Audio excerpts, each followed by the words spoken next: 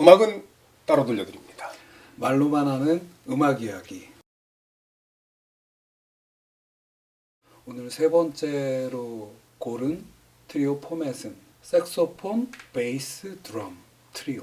여기 피아노까지 있으면 이제 모던 재즈에서 가장 기본이 되는 쿼텟 구성이 되는데, 피아노가 빠지고 색소폰이라는 솔로 악기가 있고 베이스, 드럼, 리듬, 이렇게 해서 아주 단촐한 트리오 구성에 대해서 한번 이야기를 해보려고 하는데요. 5 색소포니스트의 앨범 중에서 5곡을 골랐는데, 제가 이걸 다 듣고 나서 드는 생각인데, 피아노가 없이 색소폰, 베이스, 드럼 이렇게 셋이서 연주를 한다는 건 어떤 매력이 있길래 제가 좋아하게 되었나 생각을 해보니까, 피아노가 없다는 게 어떤 결핍으로 느껴질 수도 있지만, 즉 화성을 제시하고 리드하는 악기가 없이 솔로 악기 하나에 베이스, 드럼 이러니까는 좀 허전해 보일 수도 있는데, 그만큼 솔로를 하는 색소포니스트한테 엄청난 이렇게 해방감을 주는 포맷 같아요.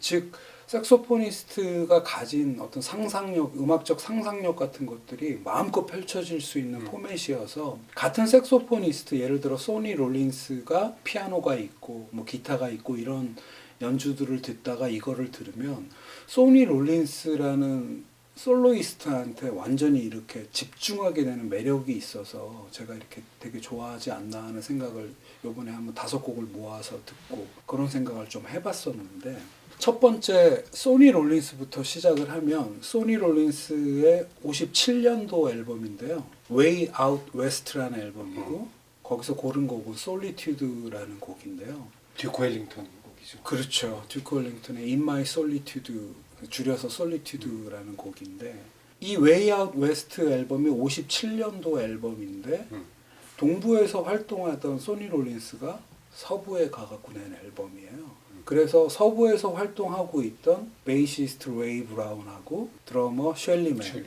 이렇게 해서 보통은 함께 하지 않았던 베이시스트와 드러머와 동부의 소니 롤린스가 서부에서 LA에서 녹음을 한 앨범인데, 20대 소니 롤린스죠. 57년이면 27살 정도 됐을 텐데, 이 당시 그 바로 전에 56년도 앨범을 저희가 한번 했었죠. 색소폰 콜로서스라는 앨범. 그리고 이 웨이 아웃 웨스트라는 앨범이 아마 소니 롤린스의 20대를 대표하는 앨범이 아닐까 생각이 되는데, 소니 롤린스가 왜 갑자기 서부에 와서 LA에 와서 녹음을 하게 되었나 한번 살펴보니까, 드러머 맥스 로치 밴드에서 색소폰을 불고 있었고, 이들이 연주 여행차 LA에 왔는데 이 당시에 소니 롤린스가 그 어떠한 레코드 회사랑도 계약이 걸려 있지 않았대요. 그래서 LA 온 김에 맥스 로치 밴드에서 하는 그런 스케줄들을 하고 나서 컨템포러리사 LA에 적을 둔 음반 회사와 앨범을 하나 내자 해서 내게 됐고, 즉 멤버들도 소니 롤린스가 존경하는 분들이었다고 하는데, 레이 브라운, 쉘리맨, 이렇게 해서 앨범을 하나 내게 되는 건데, 이 앨범을 나중에 듣고 맥스 로치가 왜 나 안 껴줬냐고 그랬다고 하더라고요. 명반 중 명반도 그만큼 명반의 반열에 오른, 그 당시에 듣기에도 좀 소니 롤린스가 평소에 하던 거 어떤 틀에서 벗어난 연주가 있어서 굉장히 좋은 연주가 담긴 앨범이 아닌가 하는 생각을 하게 되고요. 이 앨범이 색소폰이랑 드럼 베이스로 만들어진 최초의 앨범이다. 거의 최초로 알고 있어요. 그래서 소니 롤린스가 57년도 이게 3월 달에 녹음을 했는데, 그해 11월 달에 녹음한, 다시 동부로 와서 활동하면서 라이브 앳 더 빌리지 뱅가드, 이 앨범도 전에 한번 소개한 적이 있었는데, 그 앨범에서도 피아노가 없이 자기가 마음껏 날아다닐 수 있는 판을 만든 그 첫 번째 케이스가 아니었나 하는 생각이 들고요. 음악을 들으면 그냥 그 고독이란 솔리튜드라는 그 느낌이 그냥 와요. 이 솔리튜드란 곡이 듀크 웰링턴 오케스트라가 1934년에 초연한 곡인데, 빌리 홀리데이가 또 되게 구슬프게 불러서, 아주 빌리 홀리데이만 해도 한 몇 버전은 한 7, 8번을 다시 녹음을 했었다고 하는데, 여러 번 녹음을 해서 발표했을 정도면은 이제 누구나 아는 곡이고, 27살 청년 소니 롤린스가 그 되게 구슬프게 느껴질 정도로 차분한 곡을 뭐랄까 호방하게 색소폰 하나로 쫙 가는데 그 레이 브라운드 오스카 피터슨이랑 할 때랑은 완전히 다른 그런 조금 터프한 베이스, 셸리맨의 아주 정교한 드럼 이렇게 해서 아주 훌륭한 곡이 탄생했다는 생각이 들고 이 곡이 가장 조용한데 나머지 곡, 이 앨범에서 나머지 곡들을 들어보면 소니 롤린스가 왜 그렇게 훌륭한 색소포니스트인지를 왠지 알 것만 같은 그 개성이 그 호방한 톤과 자기가 어느 동네든 갈 수 있는 그런 느낌으로 연주를 해내는 걸 보면 아주 소니 롤린스라는 색소포니스트를 그 진수를 알게 하는 앨범이 아닌가 하는 생각이 들고요. 두 번째로 고른 색소폰 트리오는 존 콜트레인의 러쉬 라이프라는 앨범인데요. 57년하고 58년에 녹음된 앨범인데 61년에 발매가 된 앨범인데 고른 곡은 Like Someone in Love. 또 하나의 재즈 스탠다드죠. 이게 존 콜트레인 정규 앨범은 아니라면. 예. 그러니까 제가 가끔 말씀드리는데 존 콜트레인이 50년대 후반까지 소속돼 있던 레코드 회사가 프레스티지사인데 프레스티지에서 아틀란틱사로 넘어갔고 그 다음에 또 임펄스사로 넘어가면서 점점 존 콜트레인이 네임밸류가 올라가고 그러니까 나중에 한 2, 3년 후에 그때 녹음했던 것 중에 발표 안 한 곡들을 모아서 여러 장의 앨범을 내요. 그래서 존 콜트레인 앨범 소개에 보면은 존 콜트레인과 어떤 상의도 하지 않고 그냥 낸 거예요. 그냥 내는 거죠. 근데 나중에 팬들 입장에서는 그 57년, 8년 당시에 존 콜트레인이 발표하지 않았던 녹음을 듣게 되고 그게 이제 몇십 년 지난 지금에서는 존 콜트레인의 정규 앨범이나 이런 어떤 큰 의미가 없이 존 콜트레인의 연주로 들을 수 있는 거고 이 러쉬 라이프라는 앨범도 그런 선상에서 발표된 앨범인데 어떻게 생각하면은 이 앨범에서 이 곡을 고른 이유가 이 앨범 속에 그러니까 정규 앨범 속에 발표하지 않았던 라인업이 있다는 거죠.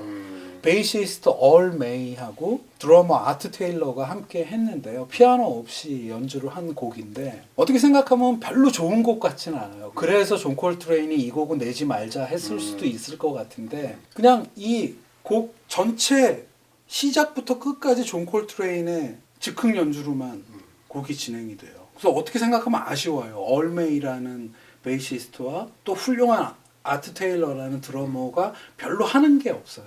이 포맷을 얘기하면서 존 콜트레인도 이런 포맷으로 연주를 했었고 존 콜트레인을 처음부터 끝까지 그냥 즐길 수 있는 곡 Like Someone in Love라는 곡에서 느낄 수 있지 않나 해서 한번 두 번째로 골라봤고요. 세 번째는 제가 오늘 고르는 곡 중에 가장 좋아하는 앨범이기도 한데 알토 색소포니스트 위코니츠의 1961년 앨범인데요. 모션이라는 앨범이고요. You'd be so nice to come home to라는 곡을 골라봤는데 이 곡 우리 한번 소개한 적 있죠? 예, 콜 포터의 곡이고 옛날에 아트 페퍼의 연주로 한번 소개를 했었죠. 61년도 8월에 녹음됐다고 하는데 리코니츠의 대표 앨범 중에 하나로 여겨지는 앨범이고요. 베이스에 소니 달라스, 드럼에 엘빈 존스. 엘빈 존스는 존 콜트레인 쿼텟의 정규 멤버로서 존 콜트레인과 아주 훌륭한 연주들을 많이 남긴 드러머죠. 근데 이 모션이라는 앨범을 이렇게 듣고 있으면은 제가 조금 아까 존 콜트레인 얘기할 때 조금 아쉽다 그랬잖아요. 베이스와 드럼이 별로 하는 일이 안 느껴진다. 근데 이 앨범 리코니츠의 앨범에서는 알토 색소포니스트 리코니츠, 베이시스트 소니 달라스, 드러머 엘빈 존스 이 세 명이 굉장히 유기적으로 묶여갖고 되게 훌륭한 앙상블을 만들어내는데 그 피아노가 없는 시 공간을 아주 멜로디를 막 이렇게 찾아 나서고 있는 듯한 느낌의 그 리코니츠의 알토 색소폰을 즐기다 보면은 존 콜트레인과 함께 할 때와는 좀 다른 톤의 드럼이 엘빈 존스가 아주 되게 유기적으로 맞물려서 가고요. 이 두 사람의 개성이 많이 막 살아나고 있는데 베이시스트 소니 달라스가 또 이 둘을 묶어주는 듯한 느낌이 들어서 굉장히 훌륭한 연주구나 하는 생각을 하게 돼요. 곡 해석을 정말 그 자유분방하게 했어. 예. 그 오리지널 좀 생각하면 좀 이게 많이 나가는구나 이런 생각도 그렇죠. 들고. 그 재즈에서 즉흥 연주라는 거에 한번 빠지기 시작하면은 그들이 각자의 상상력으로 막 즉흥으로 풀어내는 그 연주가 앞뒤 테마를 빼고는 이게 어떤 곡인지 알 수 없는데 그래서 재즈가 어렵기도 하지만은 그래서 재즈가 더 세상이 그렇죠. 세계가 넓어지고 좋아지고 솔로이스트 오늘은 색소포니스트들을 얘기하고 있으니까 이들의 상상력이 마음껏 펼쳐지는 거를 이렇게 듣고 있으면은 빠져들게 된다고 할까? 리코니츠의 You Be So Nice to Come Home To를 해석한 거 보면은 말씀하셨다시피 이게 그런 보컬리스트들이 불렀던 그 곡이 아니죠 어느 순간. 그렇지. 아니죠 어느 순간. 그래서 그 모습을 보는 즐거움이 또 있는 것 같아요. 그 곡을 아까 솔리튜드란 곡을 소니 롤린스가 해석을 하면은 멜로디는 어느 순간 사라지고 그냥 어디로든 갈 수 있어 나는 그런 어떤 그 자신감 같은 것들이 느껴진다고 할까? 그래서 매력이 있는 것 같고. 저는 이 리코니츠는 대단하죠. 폴 데스몬드, 뭐 아트 페퍼, 뭐 이런 색소포니스트가 영향을 받았다고 그러니까. 그렇죠. 찰리 파커를 좋아했지만 찰리 파커와는 다른 소리를 내길 원했고 그렇게 처음부터 끝까지 돌아가실 때까지 그 톤을 간직한 분이죠. 작년 재작년에 코로나로 돌아가셨어요. 예. 비밥 시대부터 시작해서 쿨 거쳐서 그냥 메인 스트림에 그냥 정중앙에 그렇죠. 있는 색소포니스트. 근데 어떻게 생각하면 메인스트림스러운 그 톤앤매너나 연주를 가지지 않고 거기서 한 발 비껴 있는데 자기 개성이 굉장히 강했던 분이라고 저는 생각이 들거든요. 그런 의미에서 또 조 핸더슨이라는 색소포니스트를 다음으로 골랐는데 조 핸더슨의 The State of the Tenor라는 앨범이 있는데 라이브 앳 더 빌리지 뱅가드란 부제가 붙어 있어요. 85년도 연주인데 요 당시에 볼륨 1, 볼륨 2로 이렇게 두 장으로 나왔던 건데 그게 90년대 하나의 CD로 이렇게 합본이 돼서 나온 거에는 그 볼륨 1, 2, 85년 당시에 냈을 때는 빠져있던 곡들까지 들어가 있는데 빠져있던 곡들 중에 All the Things You Are라는 곡이 있는데 여러 아티스트들이 리메이크를 많이 한 곡이죠. 스탠다드 중에 스탠다드인데 이 조 핸더슨이 리코니츠 아까 얘기를 받아서 얘기를 연결해 가면은 이미 이제 조 핸더슨이 63년도에 블루노트에서 페이지 원이라는 앨범으로 혜성과 같이 등장해서 벌써 이제 20년이 훌쩍 지났죠. 이제 중년이 된 조 핸더슨의 연주인데 이분의 피아노가 없는 공간을 자기가 혼자 누비고 다니는 그 상상력이 엄청난 앨범 같아요.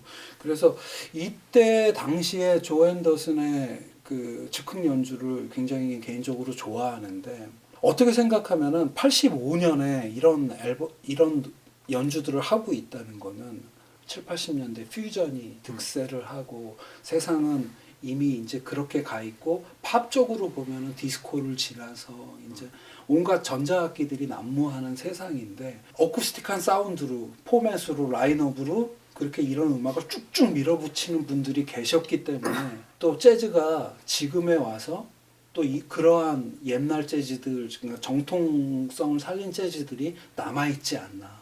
모두가 전자음악으로 바꿨으면 그런 의미에서 조 핸더슨의 80년대 앨범들 그리고 90년대에 다시 한번 또 빛을 보게 되시는데 그래서 의미가 있는 앨범이 아닌가 하는 생각도 들고요. 조 핸더슨은 70년대 팝 그러면은 빼놓을 수 없는 그룹이 있어요. 그러니까 그 시절에 블러드 스웨덴 티어스를 갖다 안고 보면은 음악 못 듣는 거예요. 네네. 수준이 낮은 거예요. 왜냐하면 재즈락 그룹이에요. 그렇죠. 응? 네. 정말 재즈락 그룹이야. 이 조 핸더슨이 잠깐 동안 거기 있었잖아요. 70년, 71년인가 한 1년 동안 거기 있었는데 그게 그때 화제가 됐었어요. 왜냐하면 그 전에는 허비앤콕이랑 또 잠깐 같이 활동하기도 했었고. 그래서 이 조 핸더슨은 사실 이 팝 락계에서 락 쪽에서도 지분이 좀 있어요. 네.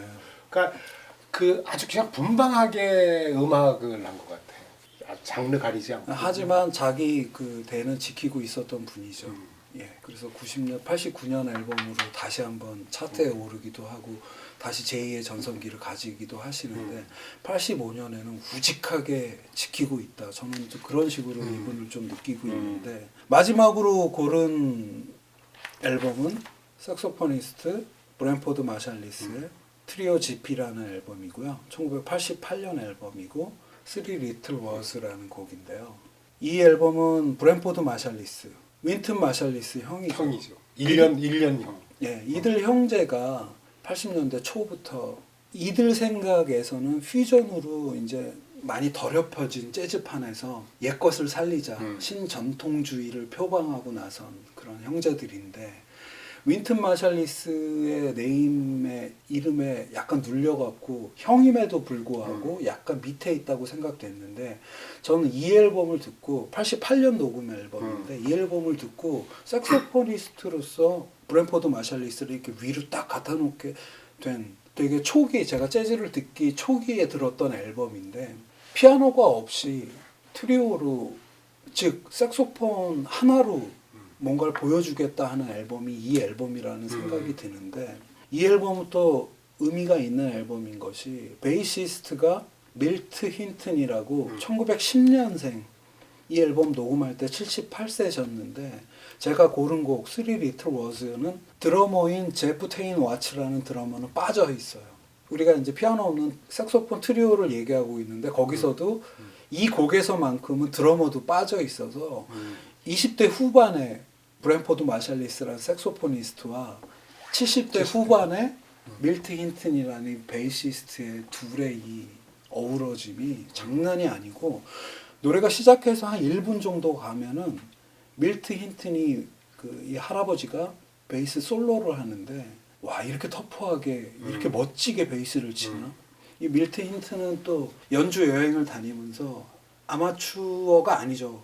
개인전도 여러 회 하셨으니까 재즈 아티스트들의 사진을 찍는 걸로 또 유명하셨던 분인데 이 베이스 연주가 너무너무나 훌륭해갖고 하여튼 이 앨범을 들으면서 와 브랜포드 마샬리스 마치 제가 아까 말씀드린 그 소니 롤린스 제일 처음에 소개시켜드린 웨이 아웃 웨스트 앨범에서의 그 소니 롤린스가 텍스트가 아니었나 싶을 정도로 그러니까 나도 색소폰으로 뭔가를 보여주겠어 하는 느낌과 근데 또 되게 영악하게 대선배를 모셔갖고 같이 앨범을 해서 이게 퀄리티가 확 올라가는 느낌이 드는 그런 앨범이고요.